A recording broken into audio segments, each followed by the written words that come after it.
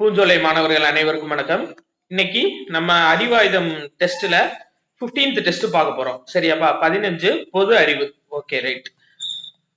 அதாவது 9th biology plus, அதாவது 9th 9ஆம் வகுப்பு உயிரியலும், அது போக 9ஆம் வகுப்பு பொருளியலும் இருக்கு. சரி, ஃபர்ஸ்ட் பாருங்க.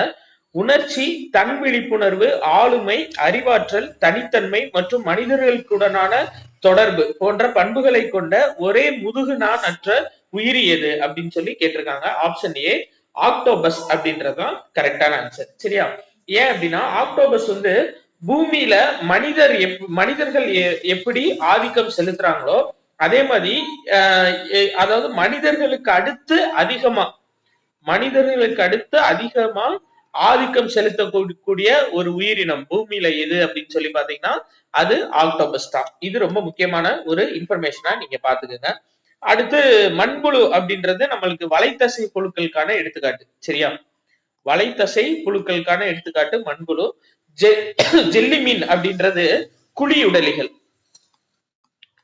குழியுடலிகளுக்கான எடுத்துக்காட்டு ஜெல்லி மீன்கள். சரியா? அதே மாதிரி இது வந்து பாலின மற்றும் பாலிலா இனப்பெருக்கம் ரெண்டுமே வந்து இருக்கக்கூடியது. சரியா? பாலின மற்றும் பாலிலா இனப்பெருக்கம் ரெண்டுமே இருக்கக்கூடியதுதான் இந்த ஜெல்லி மீன்கள். சரியா? அடுத்து பாருங்க, இரண்டாவது கொஸ்டின். உலகிலேயே மிகப்பெரிய இருவாழ்வியாக கண்டறியப்படுவது எது? Option C Andrias davidianus. சரிங்களா? ஹிருடினியா கிரானலிசா அப்படின்றது அட்டை. பாவா கிறிஸ்டேட்டஸ் அப்படின்றது மயில குறிக்கிறதுப்பா. சரியா? மயில குறிக்கக்கூடியது. அடுத்து கேனி பெமிலேரிஸ் அப்படின்றது நாயோட நேம். சரியா? இதுல இந்த ஆண்ட்ரியஸ் டாவிடியன்ஸ் இது வந்து பாத்தீங்கன்னா சீனாவோட ராட்சத சாலமண்டர்னு சொல்லுவாங்க. சீனாவோட ராட்சத சாலமண்டர். இது வந்து 65 கிலோ எடையுடையதா இருக்கும். சரி, மிகச்சிறிய முதுகெலும்பி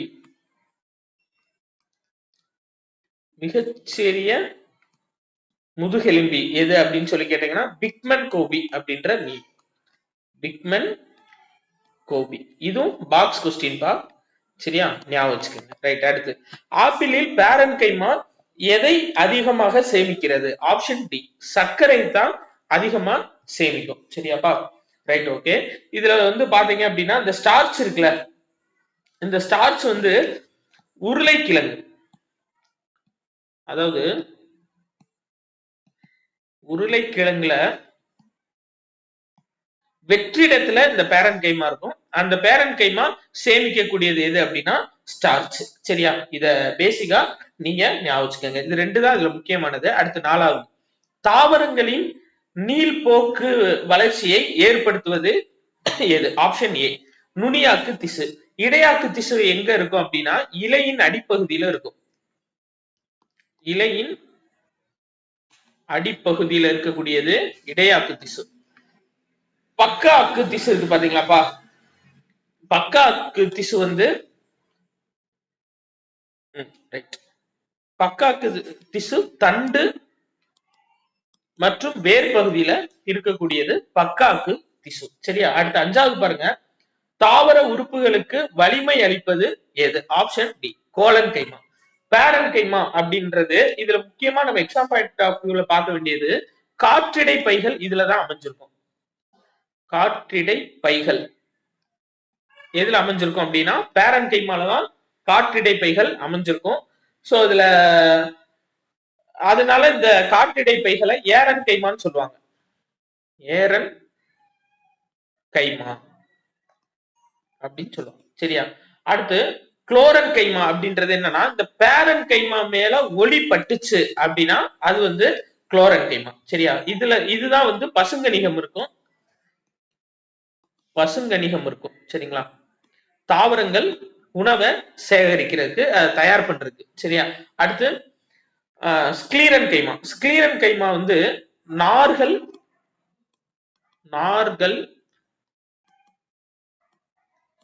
ஸ்கிலீராய்டுகள் ஸ்க்ளீராய்டுகள் அப்படின்னு 2 வகையா பிரிப்பாங்க. சோ அந்த நார்களுக்கு எடுத்துக்காட்டு சணல், ஸ்க்ளீராய்டுக்கு எடுத்துக்காட்டு பழ விதைகள்.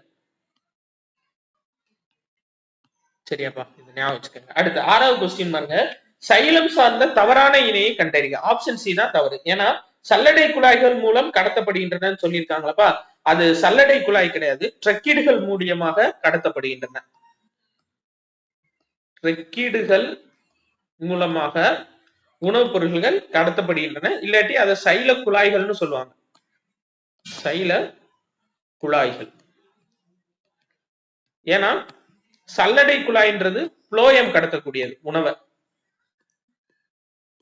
சரி, அடுத்து 7வது பாருங்க. காயங்கள், வறண்டு போதல் மற்றும் நோய் கிருமிகள் புகுதலில் இருந்து உடல்களை பாதுகாப்பது எது? ஆப்ஷன் பி தட்டை எபித்திலியம் அப்படின்றதா கரெக்ட். ஏன்னா தூண் எபித்திலியம் அப்படின்றது நம்மளோட உடல்ல சுரத்தல் மற்றும் உறிஞ்சுதல் இதுல ஈடுபடக்கூடியது. சரி, குறுயிலை எபித்திலியம் இது என்னன்னா இந்த தூண் எபித்திலியத்தோட மேல் பகுதியில ரோமங்கள் மாதிரி காணப்படும்.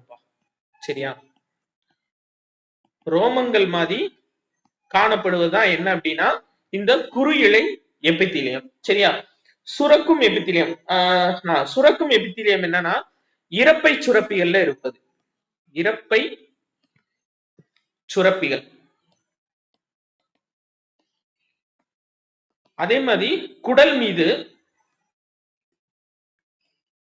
ஒரு பூச்சுகளாக இருப்பது. சரி, அடுத்தது பாருங்க. 8வது கொஸ்டின் பொறுத்துக. இணைப்பு திசு சார்ந்து கேட்டிருக்காங்க. சரியாப்பா, ஆப்ஷன் பி தான் கரெக்ட் இருக்கு. சரியா, ஆப்ஷன் பி. முறையான இணைப்பு திசு வந்து கொழுப்பு திசு மற்றும் சிற்றிடை விளையம். ஆதார இணைப்பு திசு எலும்பு மற்றும் குருத்தெலும்பு. அடர்த்தியான இணைப்பு திசு தசை நாண்கள் மற்றும் தசை நார்கள். திரவ இணைப்பு திசு ரத்தம் மற்றும் நிணநீர். அடுத்து துகள்களற்ற வெள்ளை அணுக்கள் எவ்வாறு காணப்படுகின்றன? ஆப்ஷன் பி ஏ கிரானுலோசைட்டுகள் அப்படின்னு சொல்லி சொல்லப்படும். எது துகள்கள் அற்றது. அப்ப துகள்கள் உடைய வெள்ளை அணுக்கள் கிரானுலோசைட்ஸ். சரிங்களா, துகள்கள் உடைய வெள்ளை அணுக்கள் கிரானுலோசைட்ஸ். அடுத்து எரித்ரோசைட் இருக்கு பாத்தீங்களா, இதுல நம்ம மெயினா பார்க்க வேண்டியது என்ன அப்படின்னா ஹியூமோகுளோபின் இருக்கும்பா. எது இது வந்து சிவப்பணுக்கள், அதைத்தான் எரித்ரோசைட்னு சொல்லுவாங்க. ஹியூமோகுளோபின் இருக்கும். இந்த ஹியூமோகுளோபின்னா என்ன பண்ணும் அப்படின்னா இதோட அந்த ஹியூமோகுளோபினோட ஒரு மெயினான விஷயம் வந்து பாத்தீங்க அப்படின்னா ஆக்சிஜனை உடல் ஃபுல்லா எடுத்து செல்லக்கூடியது. 9 பாருங்க. த்ரோம்போசைட்டுகள் அப்படின்றது ரத்த தட்டுக்கள். இந்த ரத்த தட்டுக்கள் வந்துட்டு அதாவது ரத்தம் உறைதல்ல முக்கியமான செயல்பாடு இருக்கிறது. அடுத்து எலும்பு செல்கள் புதுப்பிக்க ஆகும் காலம் என்ன? ஆப்ஷன் பி 10 வருடங்கள். சரியாப்பா, 2 வாரங்கள் வந்து தோல் செல்கள். தோல் செல்கள் 2 வாரங்கள். 3ல இருந்து 500 நாட்கள்ன்றது கல்லீரல். 180 நாட்கள் அப்படின்றது அப்படி ஒண்ணு இல்ல. ஆக்சுவலா 120 நாட்கள் வந்து என்ன அப்படின்னா ரத்த சிவப்பணுக்கள். சரி, அடுத்து எலும்பு மஜ்ஜையிலிருந்து உருவாகி ரத்தம் உறைதலில் முக்கிய பங்கு வகிப்பது எது? 11. ஆப்ஷன் டி ரத்த தட்டுக்கள். நம்ம ஏற்கனவே பார்த்தோம்லப்பா, ரத்த சிவப்பணுக்கள் ஹியூமோகுளோபின், அது நம்ம ஏற்கனவே பார்த்துட்டோம். ஹியூமோகுளோபின். பக்கத்து வீட்டுல புதுசா நாய் வந்திருக்கு. ஓகே ரைட், அந்த நாய் கட்டி போட்டாலும் குலைக்குது. சரி ரைட், ஓகேப்பா. அடுத்து ரத்த வெள்ளை அணுக்கள் இது என்னன்னா உயிரிகளை விழுங்குவது. உயிரிகளை விழுங்குவது மெயினா. உயிரிகளை விழுங்குவதுன்னா என்ன பார்ப்போம். நம்ம உடம்புல பாக்டீரியாவோ ஏதோ ஒரு தாக்கத்தை நம்ம உடம்புல கொடுக்குது அப்படின்னா அந்த பாக்டீரியாவை விழுங்கி செரிமானம் கொடுத்து நம்ம உடம்ப வந்து அது அட்டாக் பண்ணாம காப்பாத்திடும். அதான் ரத்த வெள்ளை அணுக்களோட முக்கியமான வேலை. நிணநீர் வந்து ரத்தத்திற்கும் ரத்தத்திற்கும் திசு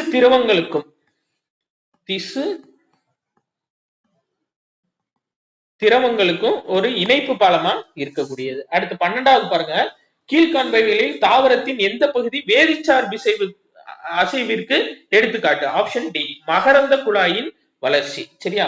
தாவரத்தின் தண்டு பகுதி அப்படின்றது ஒளிச்சார்பசைவு. சரியா? சரி. தாவரத்தின் வேர் பகுதி நீர்ச்சார்பசைவு. கொடி பற்றி படர்தல் தொடுசார்பசைவு. அடுத்து நடுகுமுறு வளைதலுக்கு எடுத்துக்காட்டு தருக. Option B, Dionaea muscipula. சரியாப்பா? அப்ப டார்காசம் அபிசனேல் இது வந்து ஒளியுறு வளைதலுக்கு எடுத்துக்காட்டு. ஒளியுறு வளைதல் இது வந்து தாவரம்பா. இந்த தாவரத்துல இருக்கக்கூடிய மலர் தான் ஐபோமியா ஆல்பா. இந்த ஐபோமியா ஆல்பா என்ன பண்ணுனா, இரவு நேரத்துல அந்த பூ வந்து மலர்ந்துரும், காலை நேரத்துல அந்த பூ வந்து மொட்டா இருக்கும். சரியா? அப்போ ஒளியுறு வளைதல். டூலிப் மலர்கள் வந்து வெப்பமுறு வளைதலுக்கு எடுத்துக்காட்டு.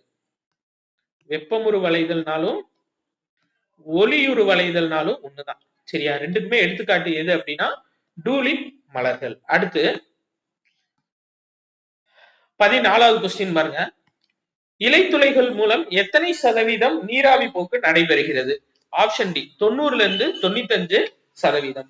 15 பாருங்க, இது டைரக்ட் கொஸ்டின் பா. 14. சரியா? அடுத்தது, தோல் மற்றும் தோல் சுரப்பிகள் எந்த மண்டலத்தின் கீழ் வகைப்படுத்தப்பட்டுள்ளன? ஆப்ஷன் ஏ, புறச்சட்டக மண்டலம். சரியா? இதுல வந்துட்டு தசை மண்டலம் வந்து நம்மளுக்கு தசை நார்கள் இருக்கும். உணர்ச்சி மண்டலம் அப்படின்னு நம்ம சொல்லக்கூடியது கண்,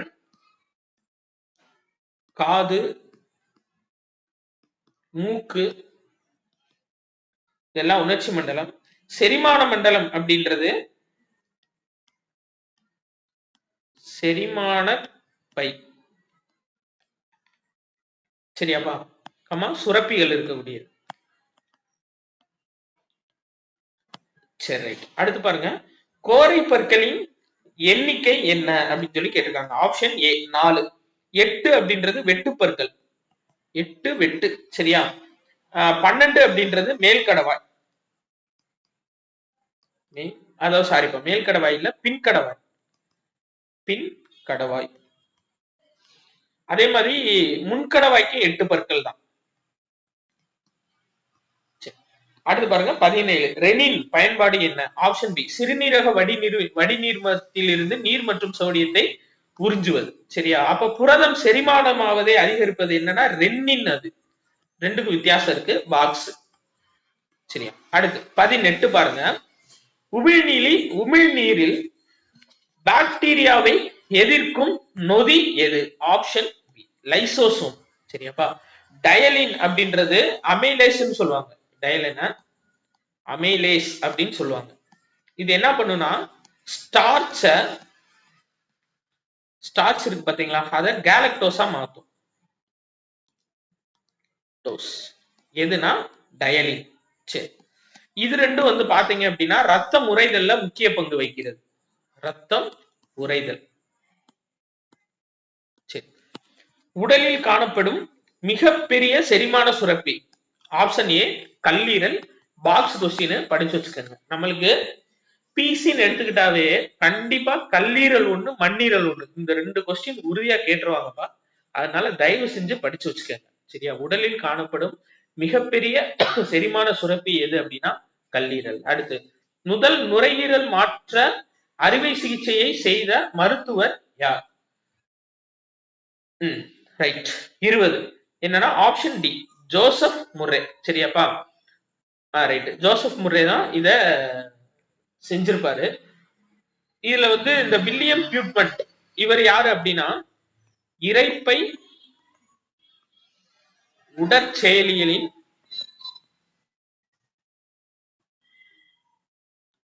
தந்தை. சரி, ரொனால்ட். ஆக்சுவலா ரொனால்ட் ரிச்சர்ட் 2 பேர் இருப்பாங்க. சரியா? அந்த ரிச்சர்ட் இவங்க 2 பேர் இரட்டையர்கள். இவரோட நுரையீரலை தான் இவருக்கு வச்சிருப்பாங்க. சரியாப்பா? அப்போ கொஞ்ச நாள் உயிரோட இருந்துட்டு அவரும் இறந்துருவாரு. அப்ப பீட்டர் பென்ட் பரிகிராம் இவர் வந்து என்னன்னா, இது வந்து என்னன்னா அந்த மருத்துவமனை பேரு, மருத்துவமனை பெயர். சரியாப்பா, ரைட். அடுத்து பாருங்க 21. ஓஜெனிசிஸ் என்பதன் செயலாக்கம் என்ன? ஆப்ஷன் சி, கருமுட்டை உருவாகும் நிகழ்வு தான் ஓஜெனிசிஸ். விந்தணுவோட செயல்பாடு ஸ்பெர்மட்டோஜெனிசிஸ். ஸ்பெர்மட்டோஜெனிசிஸ். உயிரினத்தின் உடலினை சீராக சமநிலையில் வைப்பது. எல்லா உறுப்பு மண்டலங்களும் சேர்ந்துதான். சரியா, உறுப்பு மண்டலங்கள் இணைந்து.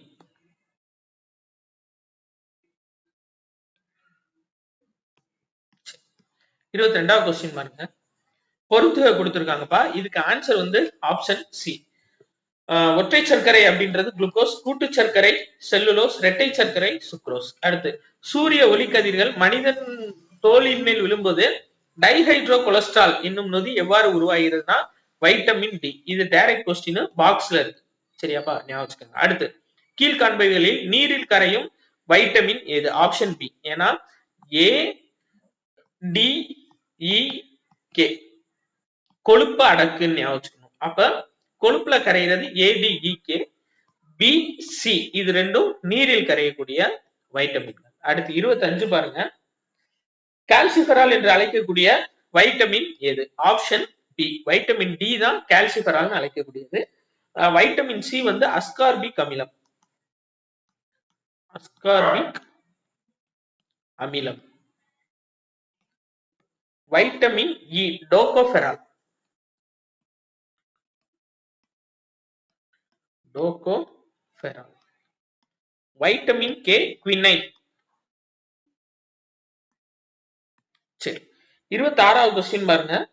பொறுத்துக கொடுத்திருக்காங்கப்பா. இதுக்கு ஆன்சர் வந்து ஆப்ஷன் டி. வைட்டமின் பி1 அப்படின்றது தயமின், பி2 ரிபோஃப்ளோவின், வைட்டமின் பி3 நியாசின், வைட்டமின் பி12 சைனோகோபாலமைன். சரியா, இதுல இந்த சைனோகோபாலமைனும் இந்த தைமினும் ரொம்ப ரொம்ப முக்கியம்பா.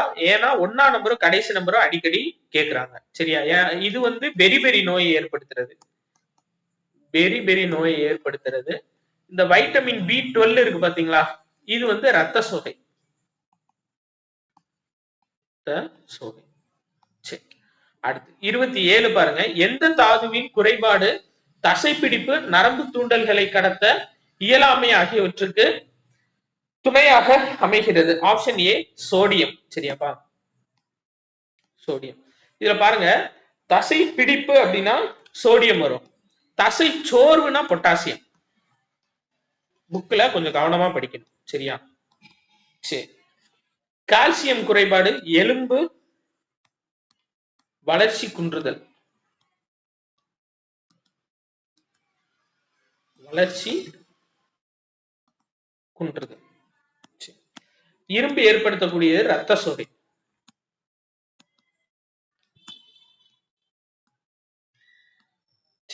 அடுத்து 28வது கொஸ்டின் பாருங்க. வெற்றிடம் மூலமாக உணவு பதப்படுத்தும் முறை எது?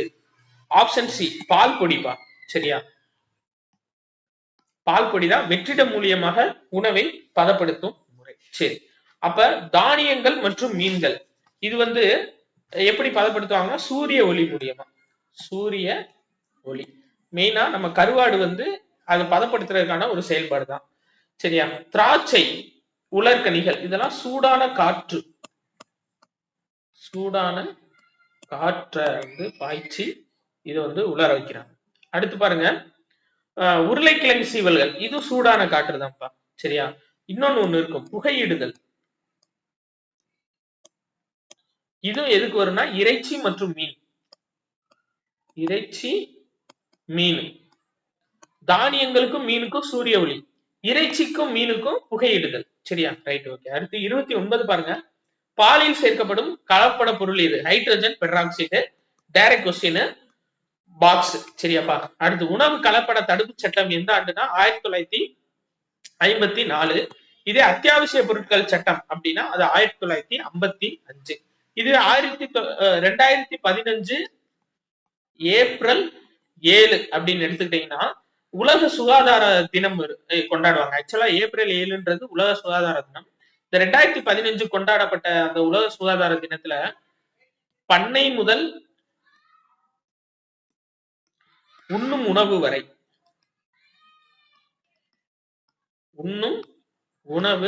வரை அப்படின்ற கான்செப்ட் கொண்டு வந்திருப்பாங்க. சரி, அடுத்து விவசாயம், கால்நடை உற்பத்தி பொருட்கள், தானியங்கள் ஆகியவற்றிற்கு வழங்கப்படும் இது என்னது? சரிங்களா, வழங்கப்படும் தர குறியீடு என்னது? Option B Agmark. சரியாப்பா. ஐஎஸ்ஐ எதுக்கு வழங்குவாங்க? மின் சுவிட்சுகள், கேபிள் வயர்கள் எல்லாத்துக்குமே ஐஎஸ்ஐ. FPO பல உற்பத்தி சார்ந்த பொருள், இந்த ஜாம் இதெல்லாம் இருக்கு பாத்தீங்களா, அந்த இல்லாட்டி பல ரசம் ஜூஸ்க்கு. சரியா. FSSAI இது வந்து பொதுவா எல்லாத்துக்குமே உணவுப் பொருள்னு வந்துட்டாவே FSSAI தான். அடுத்து பாருங்க, கீழ்காண்பவைகளில் சரியற்ற இணை எது? இது நம்ம ஏற்கனவே பார்த்தோம். ஆப்ஷன் டி உலக சுகாதார தினம் அக்டோபர் 16ன்றது தவறு. ஏன்னா அது ஏப்ரல் 7. சரியா. அடுத்து சின்னம்மையை ஏற்படுத்தக்கூடிய வைரஸ் எது? Option D varicella zoster. அப்ப ரைனோ வைரஸ் அப்படின்றது சாதாரண சனிக்கு. சரி. Myxo virus influenza.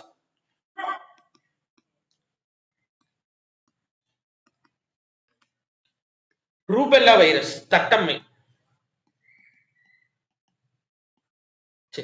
34 பாருங்க, போர்டெல்லா பெர்டூசிஸ் ஏற்படுத்தக்கூடிய நோய் எது? கொஸ்டின் மார்க் வரணும். சரி, கொஸ்டின் மார்க் இல்லாம இருக்கு, நம்ம பார்க்கலாம். சரியாப்பா. ரைட். ஆப்ஷன் ஏ கக்குவான் இருமல். சரியா. தொண்டை அலர்ச்சி நோய்க்கு diphtheria, corynebacterium diphtheria. Corynebacterium diphtheriae. சரி. காச நோய்க்கு மைக்கோபாக்டீரியம் டியூபர்குலோசிஸ். அது நம்மளுக்கு எல்லாமே தெரியும். அடுத்து பொண்ணுக்கு வீங்கி மைக்சோ வைரஸ்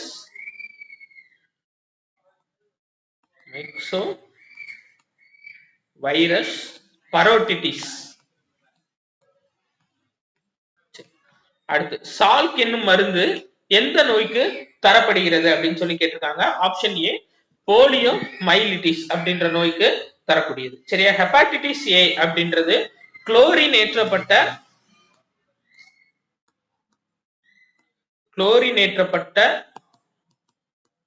நீர் அருந்துவதன் மூலியமா நம்ம ஹெப்பாட்டிட்டிஸ் ஏவை தடுக்கலாம். அடுத்து பாருங்க, விப்ரியோ காலரே ஒருவேளை கால்ராவால பாதிக்கப்பட்டுட்டோம் அப்படின்னா ORS சொல்யூஷன். சரியாப்பா, ஓரல் சொல்யூஷன் சொல்லுவாங்க, அது வந்து கொடுக்கலாம்னு சொல்லியிருப்பாங்க. அடுத்து சாலமனல்லா டைஃபாய்டு. சரியாப்பா, டைஃபாய்டால பாதிக்கப்படுறத தடுக்கணும் அப்படின்னா பூச்சிகள் மற்றும் தூசுக்களால் இருக்கக்கூடிய உணவு வகைகளை உண்ணாம இருக்கிறது நம்ம டைஃபாய்டுல இருந்து காப்பாற்றக்கூடியது. அடுத்து குடற்காய்ச்சல் என்று அழைக்கக்கூடியது இருப்பா, அதுவும் டைஃபாய்டு தான். சரிங்களா. அப்ப பாருங்க, டெங்கு அப்படின்றது எலும்பு முறிப்பு காய்ச்சல்னு சொல்லுவாங்க. எலும்பு முறிப்பு காய்ச்சல் அப்படின்றது டெங்கு. சரியா. இன்ஃபுளுயன்சா மைக்சோ வைரஸால ஏற்படக்கூடியது இன்ஃபுளுயன்சா. Myxo virus. சரி. ஹெப்பாட்டிட்டிஸ் வந்து ஹெப்பாட்டிட்டிஸ் ஏ வைரஸ் தான். சரியா. அடுத்து இன்ஃபுளுயன்சா H5N1 வைரஸ் ஏற்படுத்தும் பாதிப்பு எதுனா பறவை காய்ச்சல். பன்றி காய்ச்சல்னா H1N1. அடுத்து பாருங்க, பொண்ணுக்கு வீங்கி, தட்டம்மை, ரூபல்லா ஆகியவற்றுக்கான தடுப்பு மருந்து டேப், TAB டேப். சரியாப்பா. அப்ப DPD எதுக்கு? Diphtheria, pertussis, tetanus.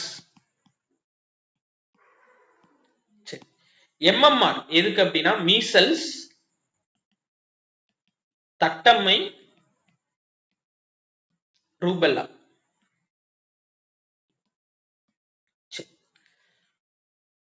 ஓகேப்பா, அவ்வளவுதான். BCG எதுக்கு அப்படின்னா பிறந்த குழந்தைக்கு போடக்கூடியது, காச நோய்க்காக பிறந்த குழந்தைக்கு போடக்கூடிய முதல் தவணை தடுப்பூசி.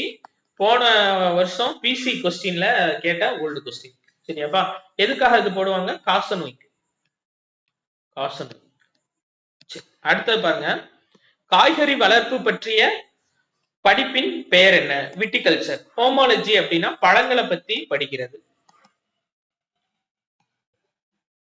சாரிப்பா, அதாவது மாத்தி சொல்லிட்டேன். காய்கறி வளர்ப்பு பற்றிய படிப்புக்கு ஒலேரிகல்ச்சர். ரைட். பழங்கள் பற்றிய படிப்புக்கு ஹோமாலஜி. விட்டிகல்ச்சர்ன்றது திராட்சை. திராட்சை வளர்ப்பு விட்டிகல்ச்சர். திசு கல்ச்சர்னா நம்மளுக்கு தெரியும், திசு வளர்ப்பு முறை. சரியா? அடுத்து, மிதக்கும் நைட்ரஜன் தொழிற்சாலை என அழைக்கப்படுவது ஆப்ஷன் டி அசோலா. ரைசோபியம் இருக்கு பாத்தீங்களாப்பா, அது வந்து வளிமண்டல நைட்ரஜனை அம்மோனியாவா மாத்துறது.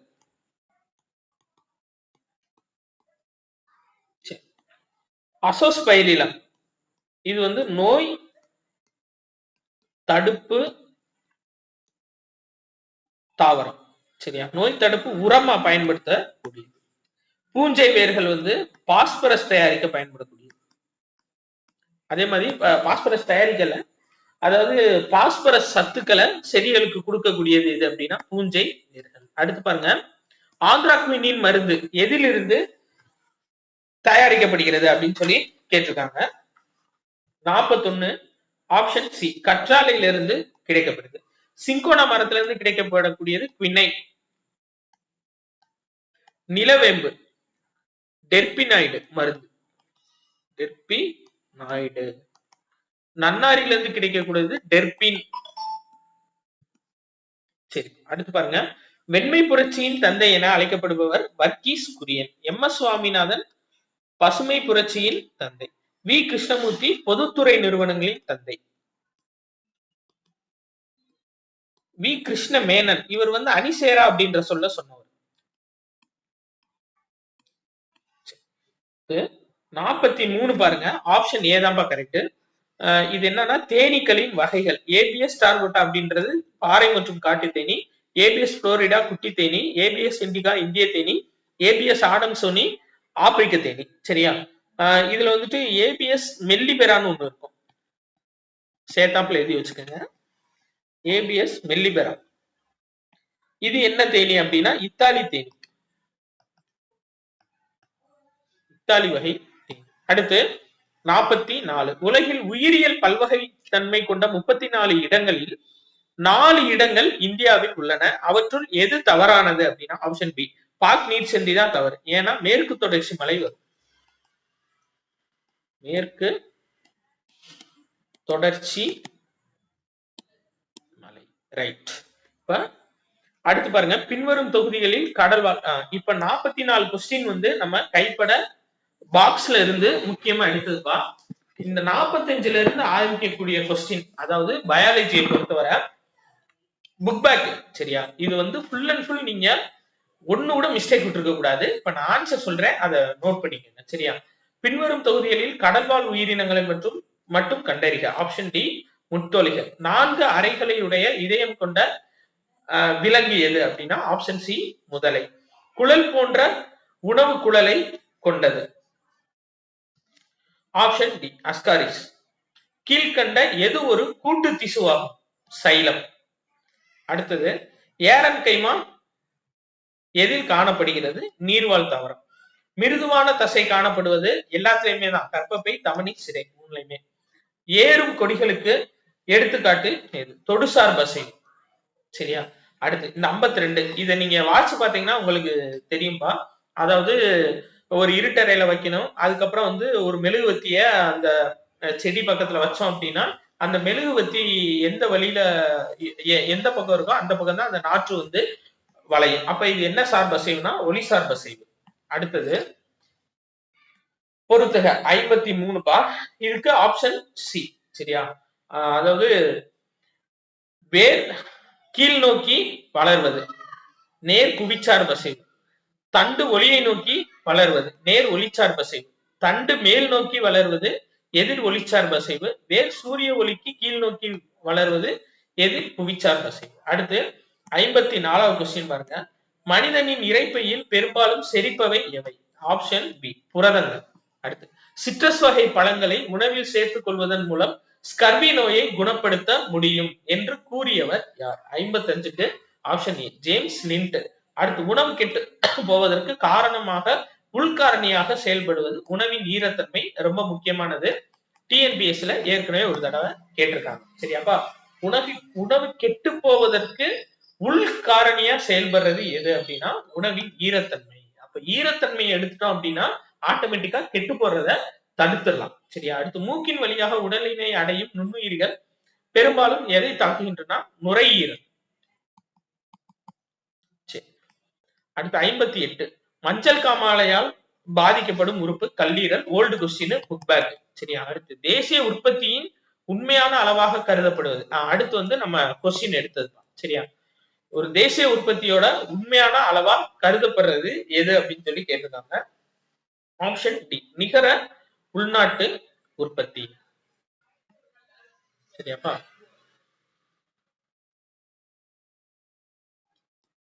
நிகர உள்நாட்டு உற்பத்தி. மொத்த உள்நாட்டு உற்பத்தின்றதோட ஃபார்முலா ஜிடிபி. ஜிடிபியோட ஃபார்முலா அதாவது C plus I plus G plus X minus எம்னு வரும். அதாவது கன்சியூமர் நுகர்வோர், அதாவது எப்படி வரும் அப்படின்னா கன்சியூமர் பிளஸ் இன்வெஸ்டர் முதலீடு செய்யறவங்க, அது போக ஃபாரினர்ஸ் வருவாங்க. அதுக்கப்புறம் வந்துட்டு ஃபாரின்ல இருந்து நம்மளுக்கு வரக்கூடிய அமௌண்ட் இல்லைன்னா ஃபாரின்ல இருந்து வரக்கூடிய அமௌண்ட் வராதுப்பா நம்மளுக்கு ஜிடிபில. கவர்மெண்ட் அரசு கொடுக்கக்கூடிய சலுகைகள், எக்ஸ்போர்ட் மைனஸ் இம்போர்ட். சரியா? இதுதான் நம்ம முக்கியமா பார்க்க வேண்டியது. ரைட். தலா வருமானம் அப்படின்றது மொத்த வருமானம், ஒரு நாட்டோட மொத்த வருமானம் டிவைடட் பை மக்கள் தொகை. மக்கள் இதுதான் என்னன்னா தலா வருமானம் சொல்லுவாங்க. அடுத்து தமிழ்நாட்டில் 2011ஆம் ஆண்டின்படி கல்வி அறிவின் வீதம் என்ன?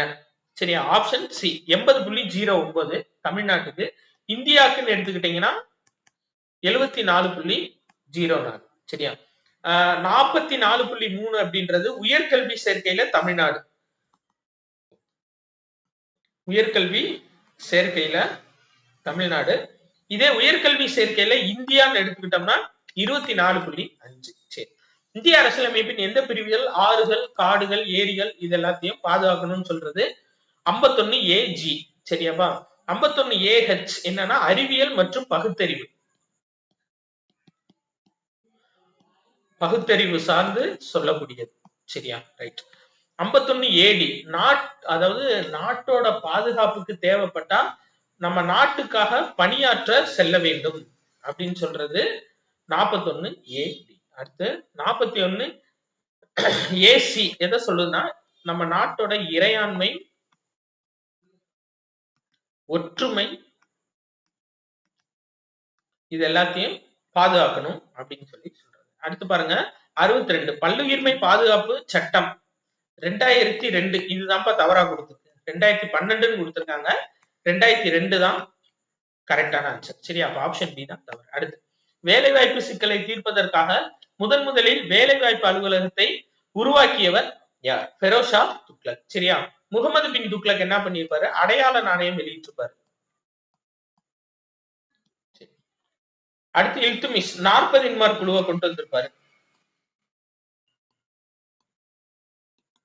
சரியா? ரைட். இவங்க பார்த்தா போதும். கியாசுதீன் துக்ளக் மெயினா நம்மளுக்கு எதுவும் தேவையில்ல. இது 3 பேர் மட்டும் முக்கியமா பார்த்துக்கோங்க. சரியா? அடுத்து பொதுத்துறை நிறுவனங்கள் சார்ந்து தவறான இணை எதுனா டாடா இரும்பு இயக்கு நிறுவனம். ஏன்னா இது தனியார் துறை நிறுவனம். ஷெர்ஷாசூரி வெளியிட்ட எந்த நாணயம் முகலாயர்கள், மராத்தியர், ஆங்கிலேய காலம் வரை புழக்கத்தில் இருந்ததுன்னா ருபியா. சரியாப்பா? 178 கிராம் உடைய வெள்ளி நாணயம். சரி. அப்ப வராகன் அப்படின்றது விஜயநகர பேரரசுல இருந்ததுப்பா. விஜயநகர பேரரசுல இருந்தது. இந்த பகோடா நாணயங்கள் அப்படின்றது மெயினா நம்ம பாளையக்காரர்கள் காலத்துல மிக ஒரு வலிமையான ஒரு பணமா இருந்தது இந்த பகோடா நாணயங்கள். சரியா? ரைட். இது வந்து தங்க நாணயம். வராகனும் தங்கம் தான். சரியா?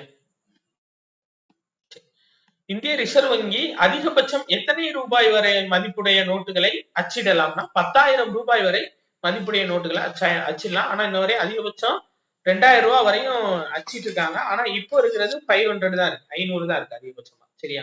அடுத்து 67 பாருங்க. 1974 மத்திய பிரதேசத்தின் எந்த பகுதியில் ரூபாய் நோட்டுகள் அச்சடிக்கும் அச்சகம் துவங்கப்பட்டது? Option D Dewas. சரியா? அப்ப சல்பான் அப்படின்றது வங்காளம். வங்காளம். நாசிக்ன்றது மகாராஷ்டிரா. சரியா? மைசூர்ன்றது கர்நாடகா. பொறுத்துக பாருங்க. இதுக்கு ஆப்ஷன் டி தான்ப்பா correct. England pound, Malaysia ringgit, Saudi Arabia riyal, சீனா யுவான். 69 பாருங்க.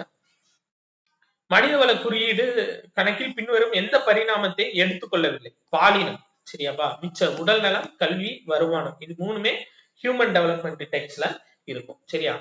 இதுவரையும் நமக்கு எடுத்த கொஸ்டின். இதுக்கு கீழே வர்றது book back. 10 question book back fit பண்ணியிருக்கோம். சரியாப்பா? அப்ப அந்த புக் பேக்கை மிஸ்டேக் இல்லாம அடிக்கணும். சரி, இப்ப பாலின வீதம் என்பது 1000 ஆண்களுக்கு எத்தனை பெண்கள் என்ற வீதத்தை குறிக்கிறது. தமிழ்நாடை பொறுத்தவரை 995 பெண்கள் 1000 ஆண்களுக்கு இருக்காங்க. 11th புக் எடுத்துக்கிட்டீங்கன்னா 996 இருக்கும். அப்ப ஆப்ஷனை பார்த்து நம்ம இத டிக் பண்ணிக்கிற வேண்டியதான். அதே மாதிரி தமிழ்நாட்டுல 1000 ஆண்களுக்கு 1000 பெண்கள் இருக்கக்கூடிய மாவட்டம் எது அப்படின்னு சொல்லி பாத்தீங்கன்னா சிவகங்கை மாவட்டம். அதிகமான பெண் பாலின வீதம் இருக்கிறது நீலகிரி. Right, okay. பின்வருவற்றுள் எது இரண்டாம் நிலை உற்பத்தியை சார்ந்தது அல்ல? காடுகள். ஏன்னா காடுகள்ன்றது முதல் நிலை உற்பத்தி. சரி, அடுத்து 72 பாருங்கப்பா.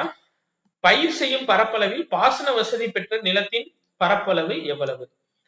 Option B 57%. இதுவே கிணற்று நீர் பாசனம் அப்படின்னா, அதாவது கிணற்று நீர் பாசனம் அப்படின்றது 56%. சரியா? ஆனா ஹை ஸ்டாண்டர்ட் புக்ல 62 கொடுத்திருப்பாங்க. இது ரெண்டுமே நீங்க பார்த்து வச்சுக்கோங்க. அதாவது நம்மளுக்கு கொடுத்த புக்ல 62 கொடுத்திருப்பாங்க, ஹை ஸ்டாண்டர்ட் புக்ல 56 கொடுத்திருப்பாங்க. ரெண்டுமே ஞாபகம் வச்சுக்கோங்க. வாய்க்கால் வந்து 24%. சரியாப்பா? ரைட். மீதம் உள்ளது ஏரி 14%. Right, okay. அடுத்தது, இவற்றுள் உணவல்லாத பயிர் எது? தென்னை. சரியா? தென்னை வந்து பணப்பயிர், அது உணவு பயிர் கிடையாது. Okay, right. அடுத்து பாருங்க 74வது கொஸ்டின். இதுக்கு ஆப்ஷன் சிப்பா. நம்மளுக்கு துறை சார்ந்த நிறுவனங்கள் இருக்கும், அது அப்படியே நீங்க பொருத்தி பார்த்துக்கோங்க. அடுத்து 75. தமிழ்நாட்டில் வடகிழக்கு பருவமழை பொழியும் மாதங்கள் அக்டோபர், டிசம்பர். குளிர்காலமும் அதே டைம் தான். சரி, 2011ஆம் ஆண்டு மக்கள் தொகை கணக்கெடுப்பின்படி இந்தியாவின் மக்கள் தொகை எவ்வளவு? 121 கோடி. அடுத்து, வெளிக்குடியேற்ற பதிவில் முதல் நிலை வகிக்கும் மாவட்டம் எது? தமிழ்நாட்டுல சென்னை. ஏழை மக்கள் இடப்பெயர்வை மேற்கொள்வது எதற்காக அப்படின்னா வாழ்வாதாரத்திற்காக. அடுத்து, வட தென் துருவங்களில் காணப்படும் பனிப்பாறைகளில் உள்ள பனிக்கட்டிகள் நேரடியாக ஆவியாக மாறும் நிலை பதங்கமாதல். சரியா? இது நம்ம நேரடியா ஆவியா மாறுறது அப்படின்னாவே பதங்கமாதல் தான். இதுக்கு புக் பேக்ல கொடுத்ததுனால இந்த வட தென் துருவங்களில் இதெல்லாம் நம்மளுக்கு தெரிஞ்சு வச்சுக்கிற வேண்டியதான். நேரடியா ஆவியா மாறுறது எதுனா பதங்கமாதல். அடுத்து 80. வளிமண்டல கார்பன் டை ஆக்சைடு தாவரங்களுள் உட்செல்லும் நிகழ்வு டேஷ் எனப்படும்னா ஒளிச்சேர்க்கை. சரியா? ரைட். அப்போ நம்ம முடிச்சோமா? 80 கொஸ்டின் முடிஞ்சு. இதுல நான் புக் பேக்னு சொன்னதுல ஒண்ணு கூட நீங்க மிஸ்டேக் வாங்கியிருக்க கூடாது. ஏன்னா உள்ள இருக்க பாக்ஸ் கொஸ்டின் கூட கொஞ்சம் யோசிக்கிற மாதிரி எடுத்திருப்போம். புக் பேக் டைரக்டா ஃபிட் பண்றது உங்களுக்கு டிஎன்யூ எஸ்ஆர்பி எக்ஸாமை பொறுத்தவரை புக் பேக்கை அப்படியே டைரக்டாவே ஃபிட் பண்ணுவாங்க. அதனால அதை மட்டும் கொஞ்சம் தெளிவா படிச்சுக்கங்கப்பா. நன்றி.